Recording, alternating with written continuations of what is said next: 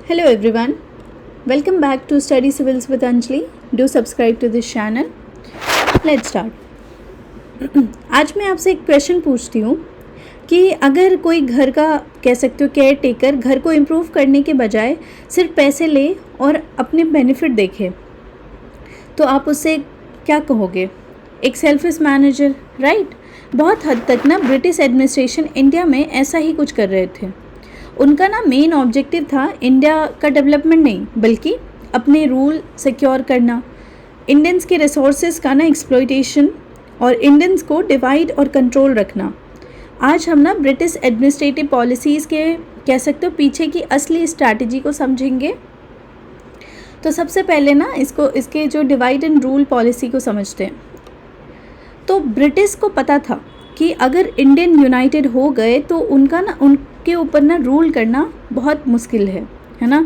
और इसीलिए उन्होंने रिलीजन, कास्ट, लैंग्वेज, रीजन के डिफरेंसेस को इंक्रीज़ किया, है ना, और बहुत ज़्यादा इंकरेज भी किया।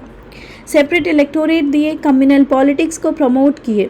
तो सिंपल लैंग्वेज में अगर हम बोले एक एग्जांपल से, तो अगर किसी क्लास के स्टूडेंट यूनाइटेड हैं तो टीचर उनको ईजिली कंट्रोल नहीं कर सकते, लेकिन अगर स्टूडेंट ग्रुप में डिवाइडेड हैं तो कंट्रोल इजी हो जाता है करना। तो ब्रिटिश ने एग्जैक्टली यही स्ट्रैटेजी यूज़ की थी। रिजल्ट क्या हुआ कि कम्युनल डिवीजन हुआ और डीप होती गई, नेशनल यूनिटी कमज़ोर पड़ता गया, है ना। फिर उसके बाद दूसरा था hostility towards the educated Indians. तो जैसे जैसे इंडियंस एजुकेटेड होने लगे, ब्रिटिश नर्वस होने लगे। क्यों? क्योंकि एजुकेशन ना क्वेश्चन पूछना सिखाती है आपको। एजुकेटेड इंडियंस राइट की बात कर रहे थे, डेमोक्रेसी की डिमांड कर रहे थे, फ्रीडम की बात कर रहे थे। तो ब्रिटिश ने उन्हें हायर पोस्ट से दूर रखा। एक फेमस एग्जाम्पल है इल्बर्ट बिल कंट्रोवर्सी 1883। क्वेश्चन है कि ब्रिटिश यूरोपियन को इंडियन जजेस के सामने ट्रायल देना क्यों नहीं पसंद करती थी? सिंपल आंसर था रेशियल सुपीरियॉरिटी। उन्हें लगता था कि इंडियंस उनके इक्वल नहीं हैं, और ये ब्रिटिश रेशियल एरोगेंस का ना एक क्लियर एग्जाम्पल है। अब इसका ना एटीट्यूड टुवर्ड्स ज़मींदार को समझते हैं ब्रिटिशर्स के। तो ब्रिटिशर्स ने ज़मींदार को ना अपना नेचुरल अलाई बना लिया। उन्हें टाइटल दिया गया, प्रिविलेज, प्रोटेक्शन दी गई। क्यों? क्योंकि ज़मींदार रेवेन्यू कलेक्ट करते थे और ब्रिटिश रूल को सपोर्ट करते थे। लेकिन इसका बर्डन किस पर पड़ा? तो पीजेंट पर। हायर रेंट्स लेते थे, एक्सप्लॉयटेशन करते थे, पॉवर्टी बढ़ा, है ना। तो आज भी जब हम अग्रेरियन इशू पढ़ते हैं तो उसकी रूट ना कॉलोनियल कह सकते हो पॉलिसी में मिलती है। एटीट्यूड्स टुवर्ड्स सोशल रिफॉर्मर्स के टुवर्ड्स क्या था इनका एटीट्यूड? तो ब्रिटिश ना अक्सर खुद को कह सकते हो कि सोशल रिफॉर्मर के रूप में ना प्रेजेंट करते थे, लेकिन रियलिटी थोड़ी डिफरेंट थी। उन्होंने ना रिफॉर्म तभी किए जब कह सकते हो प्रेशर बहुत ज़्यादा था या उनके पॉलिटिकल इंटरेस्ट सर्व नहीं हो रहे थे। फॉर एग्जांपल सती एबॉलिशन ले लो या फिर विडो रीमैरिज ले लो। लेकिन वो कभी भी ऐसे रिफॉर्म सपोर्ट नहीं करते थे जो उनके रूल को ना चैलेंज कर सके। मतलब अप्रोच ह्यूमैनिटेरियन से ज़्यादा पॉलिटिकल था इनका। अंडर डेवलप्ड सोशल सर्विसेज इनके। सो आज हम गवर्नमेंट के कह सकते हो स्कूल, हॉस्पिटल्स और सैनिटेशन एक्सपेक्ट करते हैं ना गवर्नमेंट से। ब्रिटिश पीरियड में सिचुएशन बिल्कुल अलग थी। एजुकेशन पे बहुत कम एक्सपेंडिचर हुआ, हेल्थ फैसिलिटी एक्सट्रीमली लिमिटेड थी, सैनिटेशन पुअर था। क्वेश्चन क्यों था? क्योंकि वेलफेयर उनकी प्रायोरिटी तो थी ही नहीं, उनका फोकस था रेवेन्यू और एडमिनिस्ट्रेशन। तो रिज़ल्ट क्या हुआ कि इंडिया जो है ना, इंडिया लार्जली गरीब रह गया, इलिटरेसी यहाँ पे रही और अनहेल्दी रहा। ठीक है। लेबर लेजिस्लेशन की बात करते हैं तो इंडस्ट्रियलाइजेशन के साथ लेबर एक्सप्लॉयटेशन भी बढ़ा। Long working hours, low wages, unsafe condition. तो ब्रिटिश ने कुछ लेबर लॉज बनाए, जैसे फैक्ट्री एक्ट ऑफ 1881, है ना, mines act of 1891, plantation act बनाया। लेकिन क्या ये वर्कर्स के वेलफेयर के लिए था? तो पार्टली था, हाँ कह सकते पार्टली था। मेन पर्पस क्या था? प्रोडक्टिविटी, मेनली प्रोडक्टिविटी और लेबर अनरेस्ट को कंट्रोल करना। प्रोटेक्शन लिमिटेड थी, है ना। Restriction on freedom of press, ये तो मतलब हर एक मूवमेंट को ना सप्रेस करने के लिए तो ये काम तो वो ज़रूर करते थे। तो ब्रिटिश को ना फ्री प्रेस से बहुत डर लगता था। क्यों? क्योंकि न्यूज़पेपर ना उनकी पॉलिसी एक्सपोज कर रहे थे। इसीलिए वर्नाकुलर प्रेस एक्ट लाया गया 1878 में, और बाद में प्रेस एक्ट जो है 1910 लाए। जैसे लॉज लाए गए, ऑब्जेक्टिव सिंपल था कि नेशनलिस्ट आइडिया को स्प्रेड होने से रोकना। लेकिन आयरनी देखिए कि जितना प्रेस को सप्रेस किया गया उतना ही नेशनलिज्म स्ट्रांग होता गया। वाइट रेसिज्म भी बहुत करते थे ये। क्या है ये? ब्रिटिश ऑफिशियल खुद को कह सकते हो रेशियली सुपीरियर समझते थे। इंडियंस को डिस्क्रिमिनेशन फेस करना पड़ता था सर्विसेज में, क्लब्स में, रेलवेज में, पब्लिक प्लेसेस में। इवन हाईली एजुकेटेड इंडियंस को ना इक्वल ट्रीटमेंट नहीं मिलता था। ये रेशियल एरोगेंस इंडियंस के अंदर ना रिजेंटमेंट और कह सकते हो नेशनलिज्म दोनों को स्ट्रेंथन करता गया। अब ना हेस्टिंग के सिस्टम को थोड़ा समझते हैं। वॉरेन हेस्टिंग,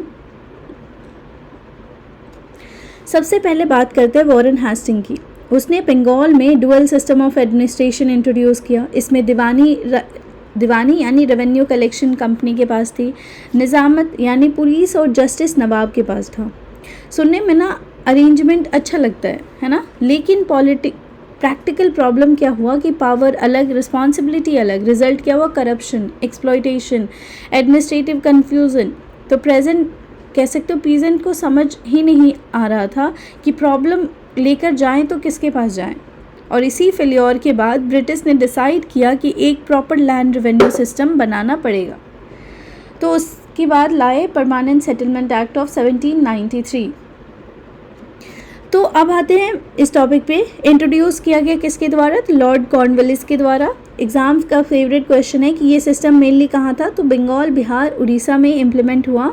ब्रिटिश ने रेवेन्यू परमानेंटली फिक्स कर दिया और ज़मींदार को लैंड ओनर बना दिया। सिंपल एग्जांपल मान लीजिए कि ब्रिटिश बोलते हैं कि हर साल हमें 1 लाख रुपए चाहिए, बाकी जितना कमाओ तुम्हारा।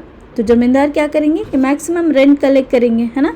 एग्जैक्टली वही हुआ। मेरिट इसका यही था कि गवर्नमेंट को फिक्स रेवेन्यू मिला, लॉयल ज़मींदार क्लास क्रिएट हुई और रेवेन्यू कलेक्शन ईजी हो गया। डिमेरिट ये था कि बिगेस्ट लूज़र कौन बना इसमें? पीजेंट। उनके पास कोई ऑनरशिप राइट नहीं थी, कोई सिक्योरिटी नहीं था और साथ ही साथ बहुत ज़्यादा एक्सप्लॉयटेशन भी हो रहा था। तो अगर ज़मींदार रेवेन्यू टाइम पर ना दे पाए तो उसकी जो है ऑक्शन हो जाती थी। रिजल्ट होता था absentee landlordism, rural indebtedness, poverty और एग्रीकल्चर जो है लार्जली स्टेगनेंट ही रही, कुछ उसमें इम्प्रूवमेंट नहीं हुआ। फिर आता है ज़मींदारी सिस्टम। तो एक लाइन याद रखिए कि ज़मींदार became intermediaries between government and peasant। British को पैसा मिल गया, ज़मींदार को प्रॉफिट मिल गया और बीच में सफ़र किसने किया? पीजेंट। ये सिस्टम ग्रेजुअली रूरल अनरेस्ट और कह सकते हो पीजेंट मूवमेंट की फाउंडेशन बन गई। उसके बाद आता है ryotwari system. Ryotwari system, Malwadi system, ये सबको देखते हैं। तो रैयतवारी सिस्टम की बात कर लेते हैं। इंट्रोड्यूस किया गया था सर थॉमस मुनरो के द्वारा। मेनली कहाँ पे? तो मद्रास एंड बॉम्बे में।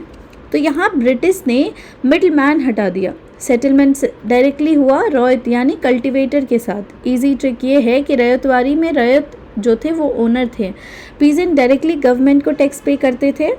ये ज़मींदार से बेटर था, लेकिन प्रॉब्लम क्या थी कि रेवेन्यू डिमांड्स बहुत हाई थी और पीरियोडिकली ना रिवाइज होती थी। अगर क्रॉप फेल हो जाए तब भी टैक्स देना पड़ता था। क्या रिजल्ट? उससे क्या होता था कि डेट और पॉवर्टी कंटिन्यू रही। उसके बाद आता है महलवारी सिस्टम। ये क्या था? तो इंट्रोड्यूस किया गया हॉल्ट मैकेंजी के द्वारा। मेनली ना north west province, Punjab, central India, यहाँ पे ये हुआ।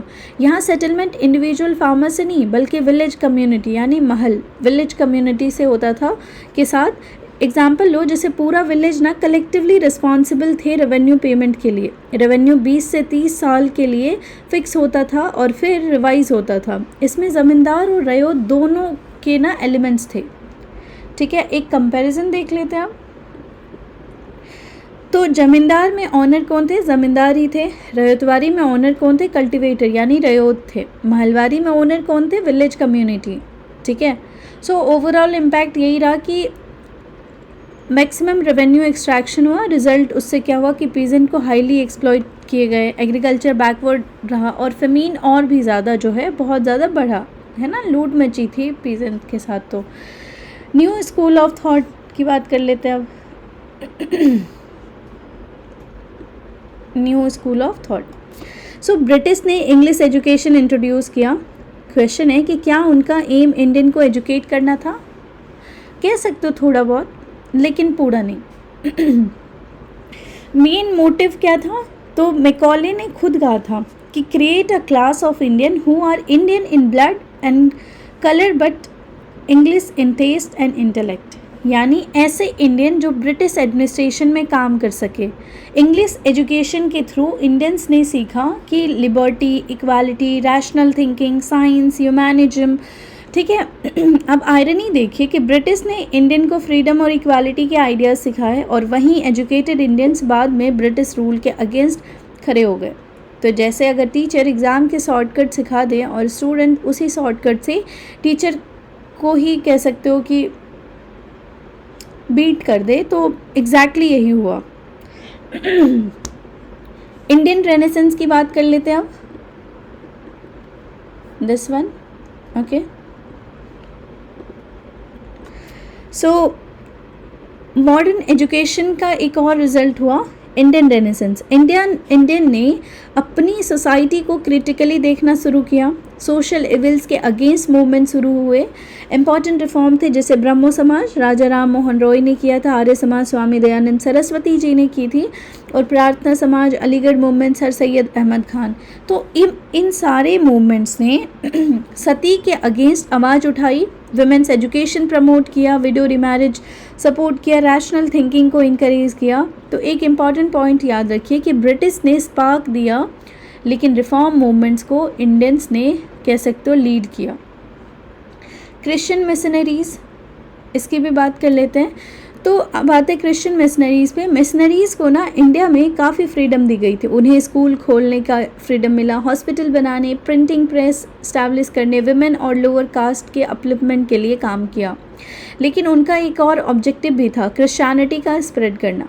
कई मिशनरीज़ इंडियन कस्टम्स और रिलीजियस प्रैक्टिसेस को बैकवर्ड बताते थे। इससे इंडियंस में ना रिजेंटमेंट भी डेवलप हुआ। सो मिशनरीज़ का रोल मिक्स था, कुछ पॉजिटिव कंट्रीब्यूशन भी थे और कुछ कल्चरल कॉन्फ्लिक्ट भी था।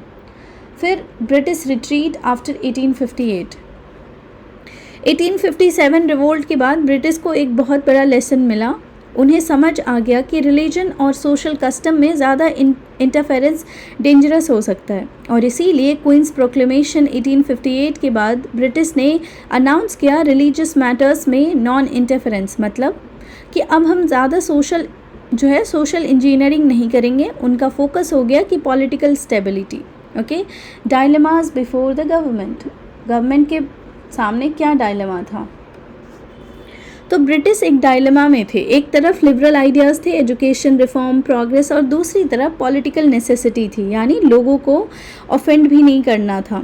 तो उन्होंने क्या किया? सेलेक्ट किया रिफॉर्म। बस उतने में कह सकते हो उतने रिफॉर्म किए जितने उनके रूल को थ्रेटन ना करे। सिंपल एग्जांपल, जैसे कोई कंपनी एम्प्लॉय को थोड़ी सैलरी हाइक दे, लेकिन इतनी नहीं कि एम्प्लॉय पावरफुल हो जाए, है ना। ब्रिटिश का अप्रोच भी कुछ वैसा ही था। सो ओवरऑल इम्पैक्ट की अगर बात करें तो क्या इम्पैक्ट रहा? तो सबसे इम्पॉर्टेंट सवाल है कि क्या British social policies completely bad थी? तो नहीं, कम्प्लीटली तो नहीं थी। कुछ पॉजिटिव इम्पैक्ट भी था, जैसे मॉडर्न एजुकेशन लाया, साइंटिफिक आउटलुक, वुमेन्स राइट पे काम किया, growth of newspaper and literature, rise of social reform movement हुआ इस टाइम पे, नेशनल कॉन्शियसनेस डेवलप हुआ। लेकिन नेगेटिव इम्पैक्ट ये था ये वाला, ओके। सो वेस्टर्न एजुकेशन ने एजुकेटेड और मास के बीच गैप क्रिएट किया। मिशनरीज़ के एक्शन ने रिलीजियस टेंशन बढ़ाई, रिफॉर्म लिमिटेड और सेल्फ सर्विंग थे। ब्रिटिश मोटिव ना अल्टीमेटली वेलफेयर नहीं था, बल्कि उनका अल्टीमेट मोटिव था कंट्रोल करना। अब देखते कुछ पॉलिसीज़ ऑफ सबऑर्डिनेट यूनियंस। क्या पॉलिसीज़ थे इनके? This one, okay. तो ब्रिटिश ने सभी इंडियन स्टेट को डायरेक्टली एनेक्स नहीं किया, है ना। क्यों? बिकॉज डायरेक्टली रूल करना एक्सपेंसिव और डिफ़िकल्ट था। इसीलिए उन्होंने अडॉप्ट की पॉलिसी ऑफ पैरामाउंसी और सबऑर्डिनेट यूनियंस। सिंपल लैंग्वेज में बोले तो राजा आप रहोगे, लेकिन फाइनल डिसीजन हम लेंगे। प्रिंसली स्टेट को इंटरनल ऑटोनॉमी दी गई, फॉरेन रिलेशन का राइट नहीं था। इंडिपेंडेंट आर्मी नहीं रख सकते थे, ब्रिटिश रेसिडेंट को एक्सेप्ट करना पड़ता था। ये बिल्कुल जो है ना वैसा ही था जैसे किसी स्कूल में मॉनिटर को टाइटल तो दे दिया जाता है लेकिन सारे डिसीजन प्रिंसिपल ही लेते हैं। सो रिज़ल्ट क्या हुआ कि प्रिंसली स्टेट इंडिपेंडेंट दिखते थे लेकिन एक्चुअली ब्रिटिश के कंट्रोल में थे। रिलेशन विद प्रिंसली स्टेट की बात कर लेते हैं, कैसे रिलेशन मेंटेन करते थे।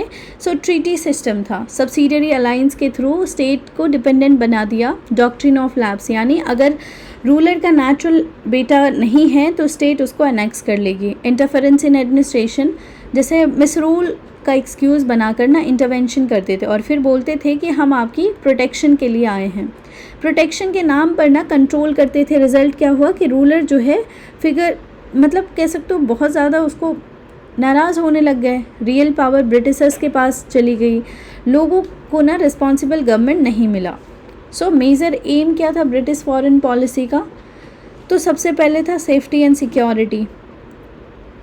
जैसे कि सबसे बड़ा फियर था रशिया, यानी ब्रिटिश को लगता था कि रशिया इंडिया की तरफ एडवांस कर सकता है और इसीलिए अफ़गानिस्तान और तिब्बत तक को बफर कह सकते हो स्टेट्स की तरह यूज़ किया। सेकंड था एक्सपेंशन ऑफ एम्पायर। ब्रिटिश चाहते थे more territory, more power and more prestige और इसीलिए सिंध, पंजाब, बर्मा पर ना कंट्रोल इस्टेब्लिश किया।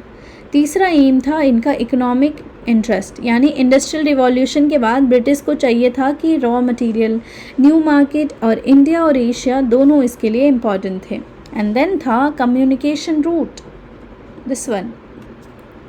ट्रेड रूट प्रोटेक्ट करना ज़रूरी था, स्पेशली ने सुएज कनाल वाला जो रूट था, क्योंकि ऐसा था कि अगर ट्रेड रूट ब्लॉक हो जाए तो एम्पायर को बहुत लॉस होगा। एंड देन था Prestige and power.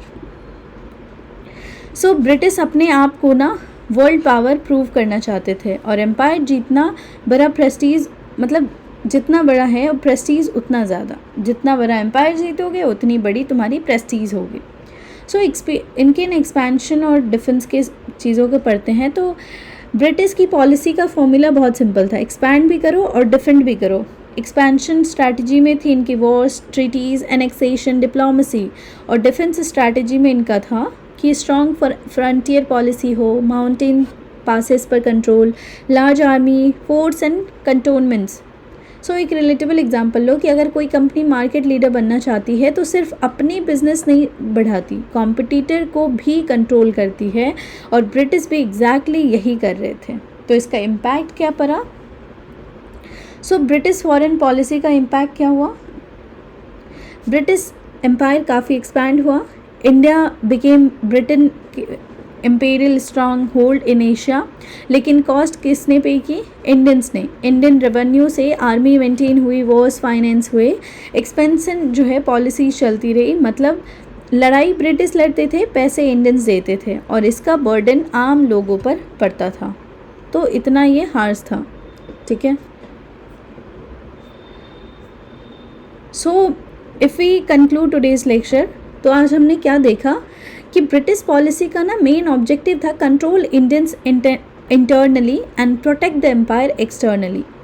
Princely state को डिपेंडेंट बनाया गया। फॉरेन पॉलिसी का यूज़ एम्पायर जो है एक्सपैंड करने के लिए हुआ और इंडिया को एक स्ट्रैटेजिक बेस बना दिया गया। लेकिन आयरनी देखिए कि इतना पावरफुल ब्रिटिश एम्पायर भी इंडियन नेशनलिज्म के सामने टिक नहीं पाया और इसी नेशनलिज्म ने इवेंचुअली ब्रिटिश रूल को ख़त्म कर दिया, ठीक है। सो एग्ज़ाम में क्विक रिवीजन, पैरामाउंसी यानी internal autonomy but British supremacy.